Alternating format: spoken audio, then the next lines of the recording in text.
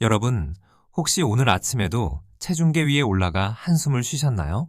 혈압약을 먹으며 이번엔 꼭 살을 빼야지, 혈당을 잡아야지 다짐하지만 저녁이 되면 어느새 눈앞에 치킨과 맥주에 무너지는 자신을 발견하곤 합니다. 의사가 경고한 대사증후군이라는 꼬리표는 무겁기만 한데 내 몸은 왜 이렇게 말을 듣지 않을까요? 우리는 매번 자신의 의지박약 탓만하며 자책합니다. 하지만 잠깐만요. 만약 그게 당신의 의지 문제가 아니라면요? 우리는 스스로를 아주 합리적인 존재라고 착각합니다. 건강에 나쁜 건 안 먹고 좋은 건 챙겨 먹을 거라고 믿죠. 하지만 현실은 다릅니다. 스트레스를 받으면 단 것이 당기고 귀찮으면 배달 앱을 켭니다. 대사증후군은 바로 이 틈을 파고듭니다. 고혈압, 고지혈증, 복부 비만은 우리의 나약한 순간들이 쌓여 만들어진 결과물입니다. 그런데 이 나약함을 억지로 뜯어고치려 하면 할수록 우리 뇌는 더 강하게 저항합니다. 여기서 필요한 것이 바로 너치입니다. 옆구리를 슬쩍 찌른다는 뜻이죠. 강요하지 않고 금지하지 않으면서 자연스럽게 올바른 선택을 하도록 유도하는 부드러운 개입입니다. 리처드 탈러와 캐스 선스타인은 책 너치에서 말합니다. 환경을 아주 조금만 바꾸면 사람들의 행동은 극적으로 변한다고요. 오늘 우리는 이 너치의 원리를 당신의 건강, 특히 대사증후군 관리에 적용해 볼 겁니다. 먼저 인정해야 할 것이 있습니다. 우리는 경제학 교과서에 나오는 합리적인 인간, 이콘이 아닙니다. 우리는 실수를 저지르고 유혹에 약한 휴먼입니다. 대사증후군 환자가 의사의 처방을 100% 따르지 못하는 건 당신이 나쁜 환자라서가 아니라 그냥 휴먼이기 때문입니다. 그러니 자책은 그만두세요. 대신 휴먼인 나를 어떻게 건강한 길로 유인할지 고민해야 합니다. 첫 번째 너치는 디폴트 옵션, 즉 기본값 설정입니다. 사람들은 귀찮아서 기존에 설정된 상태를 잘 바꾸지 않으려는 경향이 있습니다. 이를 현상 유지 편향이라고 하는데요. 식당에 갔을 때 사이드 메뉴가 감자튀김으로 기본 설정되어 있으면 그냥 먹게 되죠. 이걸 바꿔야 합니다. 집에서의 기본값을 재설정하세요. 가장 강력한 기본값 변경은 바로 그릇 크기입니다. 코넬 대학교 연구에 따르면 큰 그릇을 쓰면 사람들은 무의식적으로 더 많이 담고 더 많이 먹습니다.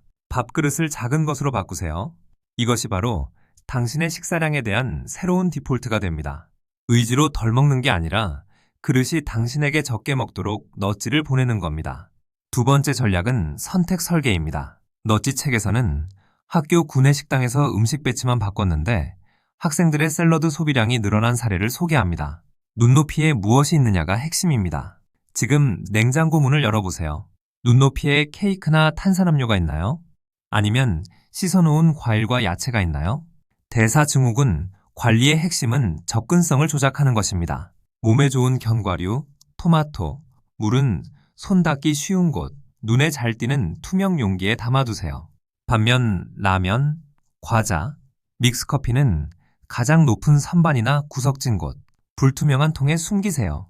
먹지 말라고 금지하는 게 아닙니다. 단지 꺼내 먹기 조금 귀찮게 만드는 것. 그 찰나의 귀찮음이 당신의 혈관을 지킵니다. 세 번째는 피드백입니다. 우리는 행동의 결과를 즉시할 때 더 잘 반응합니다. 디지털 카메라로 찍으면 바로 사진을 확인하듯 우리 몸 상태도 바로 확인해야 합니다. 체중계나 혈압계를 옷장 속에 넣어두지 마세요. 거실 한복판, 침대 옆 등 발에 채이는 곳에 두세요. 숫자를 보는 것 자체가 강력한 경고이자 너찌가 됩니다. 인간은 이익보다 손실에 더 민감합니다. 10만 원을 줍는 기쁨보다 10만 원을 잃어버린 고통이 2배나 크다고 하죠. 이 손실, 회피 심리를 이용해보세요. 친구와 내기를 하는 겁니다. 내가 이번 달에 3kg을 못 빼면 너에게 10만 원을 줄게. 돈을 잃기 싫어서라도 당신의 뇌는 샐러드를 선택하게 될 겁니다. 운동도 마찬가지입니다. 내일 아침에 운동해야지라는 막연한 다짐은 힘이 없습니다. 대신 전날 밤 운동복과 운동화를 현관문 바로 앞 혹은 침대 바로 아래에 두세요. 아침에 눈을 뜨자마자 운동복이 발에 걸리도록요. 이것이 바로 행동을 유발하는 시각적 너치입니다. 장애물을 제거하는 것이죠. 우리는 타인의 시선을 의식하는 사회적 동물입니다. 혼자 걷기 운동을 하면 빼먹기 쉽지만 매일 만보 걷기 인증 모임에 들어가면 상황이 달라집니다. 다른 사람들이 올리는 인증 사진을 보면 나도 해야지라는 동조 심리가 발동합니다. 이것이 사회적 너치입니다. 건강한 습관을 가진 집단 속에 당신을 밀어넣으세요. 대사증후군 식단은 너무 복잡합니다. 칼로리, 당질지수, 포화지방. 너무 복잡하면 인간은 포기하고 다시 익숙한 라면을 끓입니다. 선택을 단순화하세요. 건강하게 먹기가 아니라 저녁 7시 이후엔 물만 마시기. 혹은 밥은 반 공기만 덜기처럼 아주 단순하고 명확한 규칙 하나만 정하세요. 단순함이 실천을 만듭니다. 너찌는 인간이 실수할 것을 미리 알고 대비합니다. 약 먹는 걸 자꾸 잊어버리시나요? 그건 당신 잘못이 아닙니다. 시스템 부재죠. 요일별로 나눠진 약통을 사용하거나 식탁 물컵 바로 옆에 약을 두세요.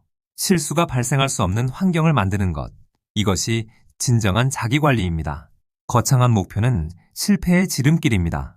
너찌는 작고 부드럽습니다.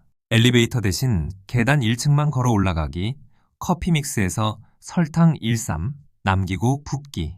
이런 사소한 행동들이 모여 나는 건강을 챙기는 사람이라는 정체성을 형성합니다. 작은 너찌들이 모여 큰 건강의 변화를 일으키는 것이죠. 물론 이 모든 방법은 전문적인 의학적 치료와 병행되어야 합니다. 약물 치료가 필요한 단계에서 식습관만으로 해결하려는 것은 위험할 수 있습니다.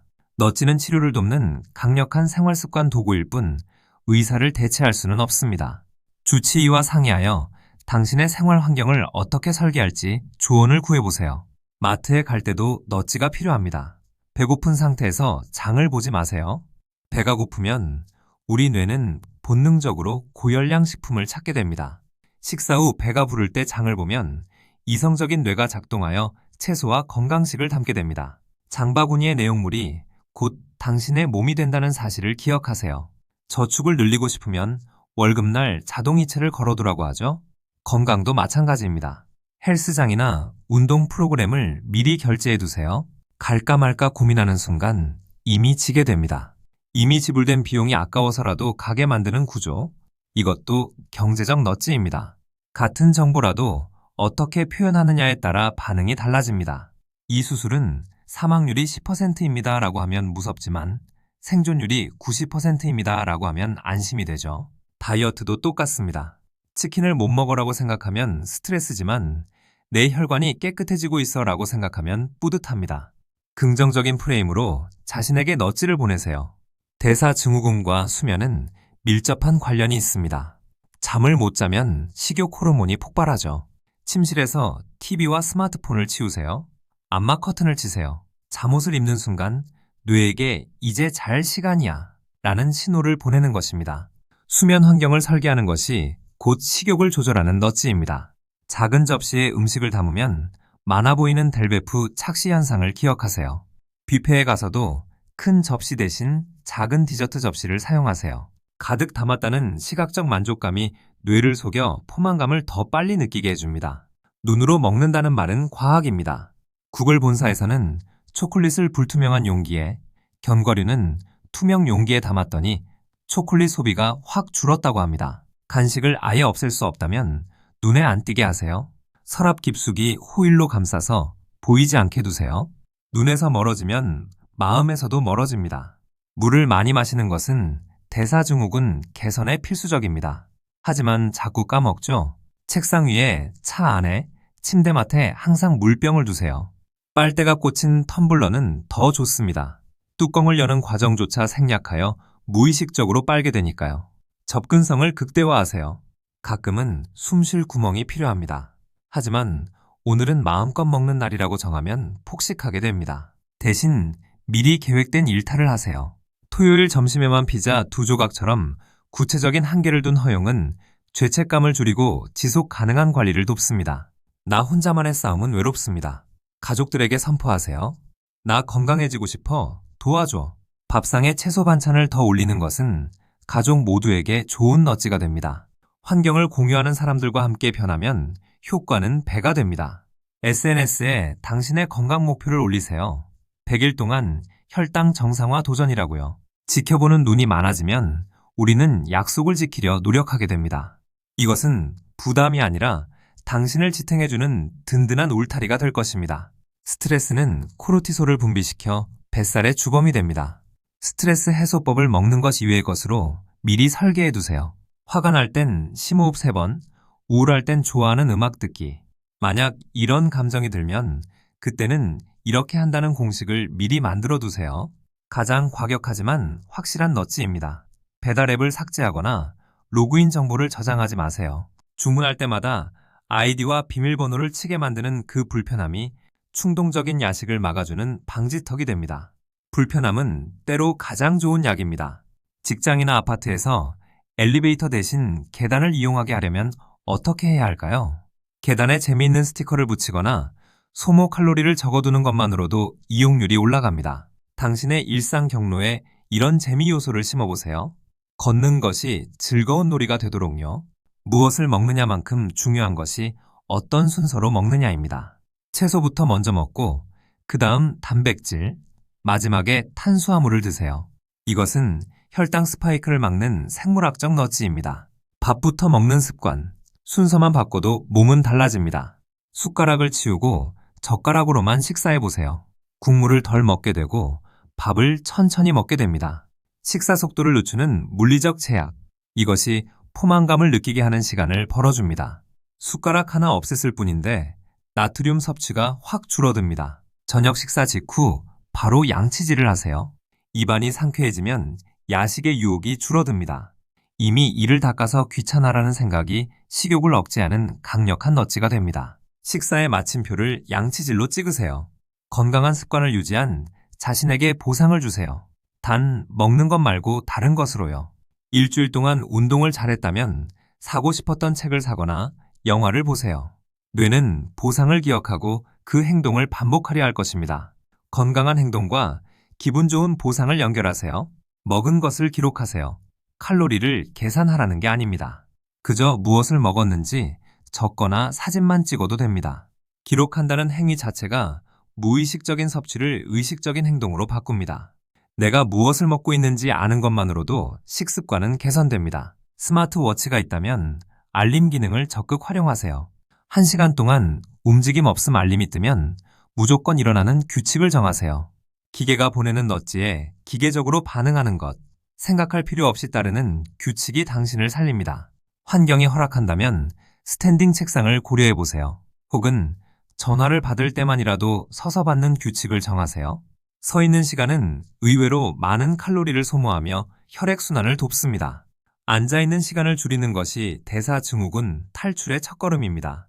피할 수 없는 회식 자리라면 가장 먼저 도착해서 물병과 채소 스틱을 내 앞에 두세요. 그리고 술잔은 반만 채워달라고 미리 부탁하세요. 분위기에 휩쓸리기 전에 내 영역을 미리 방어막으로 설계하는 겁니다. 아침에 바빠서 굶거나 도넛을 드시나요? 현관 나가는 길목에 단백질 쉐이크나 두유를 비치해 두세요. 들고 나가기 쉽게 만드는 것. 이것이 아침 식사의 질을 바꿉니다. 나쁜 음식을 먹을 틈을 주지 않는 좋은 대안을 가장 쉬운 길에 두세요. 과일을 사오자마자 씻어서 잘라 투명통에 담으세요. 먹으려고 할 때 씻고 깎아야 한다면 귀찮아서 과자 봉지를 뜯게 됩니다. 먹을 준비가 완료된 상태로 냉장고에 넣어두는 수고로움이 미래의 나를 건강하게 만듭니다. 대용량 과자나 견과류는 절대 봉지째 드시지 마세요. 작은 지퍼백에 1회 분량씩 소분해 두세요. 한 봉지를 다 먹으면 끝났다는 신호를 뇌가 받습니다. 멈춤 신호를 인위적으로 만들어주는 것이죠. 식탁 앞에 거울을 두는 것도 방법입니다. 음식을 먹는 자신의 모습을 보면 사람들은 무의식적으로 더 건강한 음식을 선택하고 덜 먹으려 노력한다고 합니다. 자기 객관화는 강력한 통제 수단이 됩니다. 자신에게 하는 말을 바꾸세요. 나는 뚱뚱해 대신 나는 건강해지는 중이야. 나는 게을러 대신 나는 에너지를 충전 중이야. 긍정적인 자기 암시는 스트레스를 줄이고 더 좋은 선택을 할 수 있는 심리적 여유를 줍니다. 식사할 때 조명을 약간 어둡고 은은하게 하거나 부드러운 음악을 틀어보세요. 패스트푸드점은 밝고 시끄러워 빨리 먹게 만들지만 고급 레스토랑은 분위기로 천천히 먹게 만듭니다. 집을 고급 레스토랑처럼 꾸미면 식사 속도가 느려지고 소화가 잘 됩니다. 장 보러 가기 전 목록을 적는 것은 선택이 아닌 필수입니다. 목록에 없는 것은 사지 않겠다는 원칙을 세우세요. 충동 구매는 곧 충동적인 섭취로 이어집니다. 목록은 당신의 합리적 이성이 보내는 편지입니다. TV 요리 프로그램이나 먹방을 줄이세요. 시각적 자극은 가짜 배고픔을 만들어냅니다. 밤 10시 이후에는 음식 관련 콘텐츠를 보지 않도록 설정하세요. 눈이 보지 않으면 위장도 잠잠합니다. 오늘 하루 과식했다고 모든 걸 포기하지 마세요. 넛지는 완벽을 요구하지 않습니다. 내일 다시 환경을 재정비하면 됩니다. 한 번의 실수는 과정일 뿐 실패가 아닙니다. 다시 접시를 바꾸고 다시 냉장고를 정리하세요. 이 영상의 팁들은 생활습관 교정을 위한 것입니다. 하지만 대사증후군은 의학적 질환입니다. 혈압, 혈당, 콜레스테롤 수치는 정기적으로 병원에서 검사하고 의사의 처방을 최우선으로 따라야 함을 잊지 마세요. 넛지는 의학적 치료를 돕는 최고의 파트너일 뿐입니다. 상상해보세요. 6개월 뒤 병원에서 수치가 정상으로 돌아왔네요 라는 말을 듣는 당신을요. 꽉 끼던 바지가 헐렁해지고 아침에 개운하게 일어나는 당신을요. 그 미래는 엄청난 의지력이 아니라 오늘 바꾼 밥그릇 하나에서 시작됩니다. 우리는 모두 자신의 삶을 설계하는 선택 설계자입니다. 건강은 타고나는 것이 아니라 설계되는 것입니다. 오늘부터 당장 당신의 집, 부엌, 침실을 건강하게 설계하세요. 당신을 사랑하는 가장 똑똑한 방법은 의지를 믿는 것이 아니라 환경을 믿는 것입니다. 오늘 당장 밥그릇부터 작은 것으로 바꿔보세요. 그 작은 변화가 어떤 기적을 가져오는지 직접 경험해 보시길 바랍니다. 영상이 도움이 되셨다면 구독과 좋아요 부탁드립니다. 지금 바로 실행하세요. 당신의 건강한 설계를 응원합니다.